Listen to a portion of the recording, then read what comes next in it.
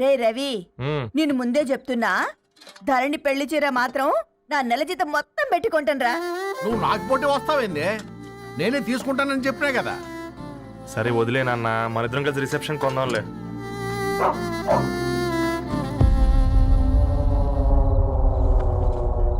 అయ్యో బాబు మీరా? పర్లేదు, లోపల రండి. కింద మంచం. పాపం మీరా? రండి రండి రండి రండి. రండి బాబు రండి, కూర్చోండి కూర్చోండి కూర్చోండి.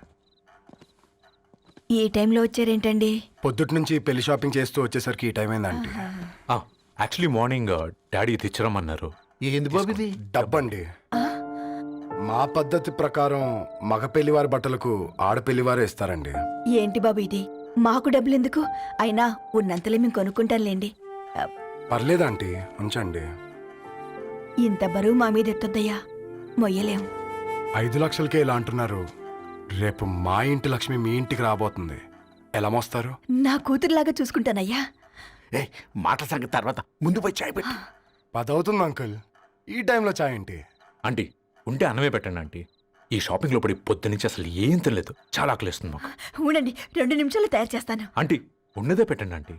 రేపు పెళ్ళాక మా చెల్లికి రోజు స్పెషల్ చేసి పెట్టరు కదా.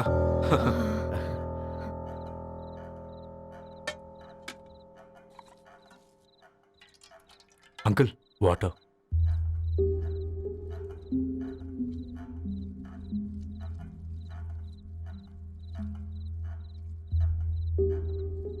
ఏంట్రా అలా కలుపుతున్నావు? ఆంటీ 4 ఇళ్లలో వంట పని చేస్తుంది. ఇంట్లో రోజు 4 రకాల కూరలు ఉంటాయనుకున్నావా ఏంటి? కమా తిను.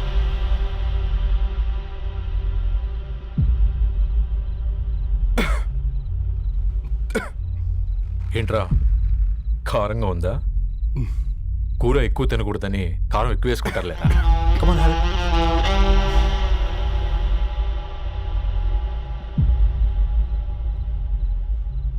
ఏంటి అటు ఇటు చూస్తున్నావు? కొట్టుకారం తింటూ గీ ఎక్స్పెక్ట్ చేయకూడదు. కమన్ తిను. ముద్ద దిగట్లేదా? నాకు కూడా దిగట్లేదురా. ఎందుకంటే ఇలాంటి ముద్ద ఈ గొంతుకి అలవాట్లేదు. కానీ అలవాటు చేసుకోవాలి. రేపు పెళ్ళాక మన చెల్లి కూడా ఇదే కదా తినాల్సింది. ఇలా ముద్ద గొంతులో దిగుతుంటే గొంతంతా మంటగా ఉంది, గుండెంతా మంటగా ఉంది. కానీ దానికి తప్పదురా, లైఫ్ లాంగ్ ఇదే తినాలి. ఇదిగో ఇక్కడే పడుకోవాలి. ఏంట్రా అలా చూస్తున్నావు? ఒకే రూమ్ అన్నా? ఫస్ట్ నైట్ వాళ్ళు బయటలు పడుకుంటారా? ఆ తర్వాత ఎలా అన్నా? ఆ తర్వాత అందరూ కలిసే పడుకుంటారా? వాళ్ళు అటు తిరిగి, వీళ్ళు ఇటు తిరిగి. అది అపోలో హాస్పిటల్లో పుట్టిందిరా. దాని పిల్లలు ఆ గాంధీలో పుడతారు. మన పిల్లలు ఆక్రిడ్జ్కి వెళ్తారు. దాని పిల్లలు ఆ బ్రిడ్జ్ పక్కన ఉన్న గవర్నమెంట్ స్కూల్కి వెళ్తారు. పర్లేదు, నాన్న మాటిచ్చాడు కదా, ఫాలో అవుతాం. కానీ రవి, ఒక్క మాట, నువ్వు ఒక పేపర్ బాయ్వి. నీకే ఒక చెల్లుంటే తనొక చిత్తు కాగితాలు ఏరుకునేవాడిని ప్రేమిస్తే పర్వాలేదులే, ఇద్దరూ కలిసి కాలనీలో చిత్తు కాగితాలు ఏరుకుంటారులే అని పెళ్లి చేస్తావా?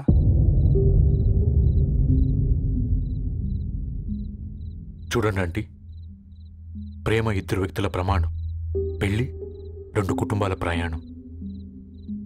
ఆ ప్రయాణంలో మంచికి చెడుకి మీ ఇంటికి వస్తే ఇలా నట్టింట్లోకి షూలు వేసుకొని వస్తాం. బాధ ఇప్పుడు ఒకవైపే ఉంది, భవిష్యత్తులో 2 వైపులా ఉంటుంది. 4 ఇళ్లలో పని చేసుకునేవారు గద్వాల్ రెడ్డి వారి ఆహ్వాన పత్రిక ఇప్పుడు ఇక మీ చేతుల్లో ఉంది.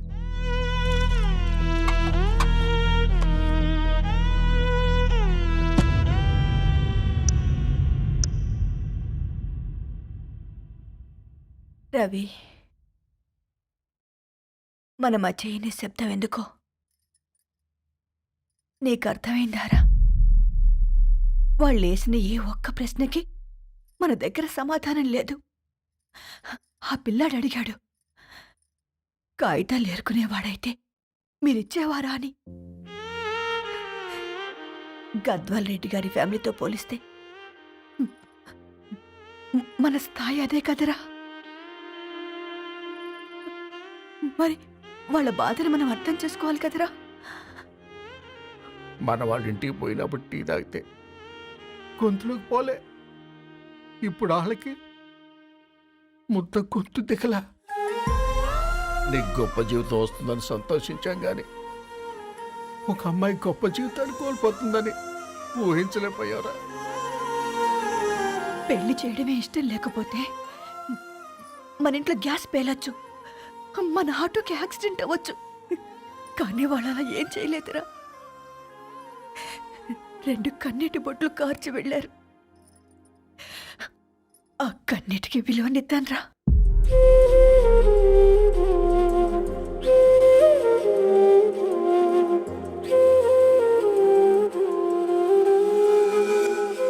అమ్మ మాటలు నిజం అనిపించాయి. ఈ రోజుల్లో ప్రేమకు స్థాయి భేదం లేదు అనే మాట అబద్ధం అనిపించింది. ఆ రాత్రంతా ఆలోచించాను. ఏ అక్షరాలైతే మమ్మల్ని కలిపాయో అవే అక్షరాల్లో రాసుకున్నాను, తనకు శాశ్వతంగా దూరం కావాలని. నెక్స్ట్ ఏం జరిగిందో ఏం లేదేంటి? తర్వాత ఏమై ఉంటుంది? పిచ్చోడ్లా ఉన్నాడేంటి? శాశ్వతంగా దూరం కావడం ఏంటి? అతను అక్కడ రాసిన డైరీ ఇక్కడికి ఎలా వచ్చింది? Oh my god, something has gone wrong. అసలు ఏం జరిగిందో తెలుసుకోవాలి. మనం అర్జెంట్గా హైదరాబాద్ వెళ్ళాలి.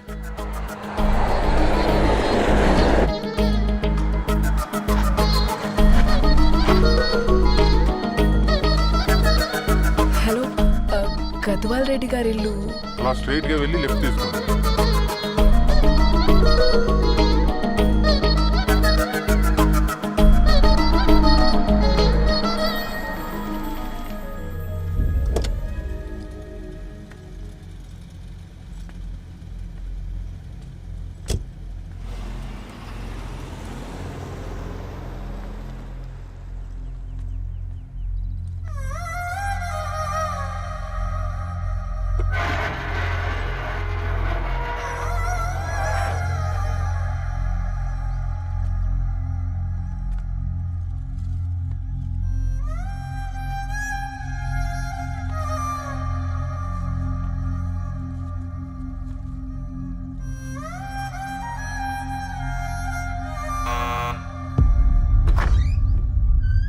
ఆంటీ, ఎవరమ్మా?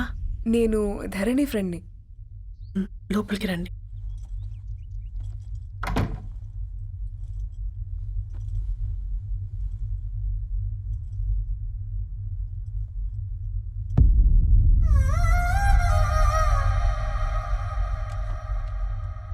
ఎవరమ్మా?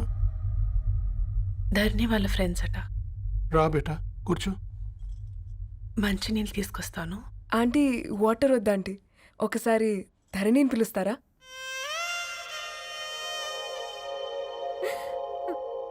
ధరణి లేదమ్మా. ఏమైందంటీ?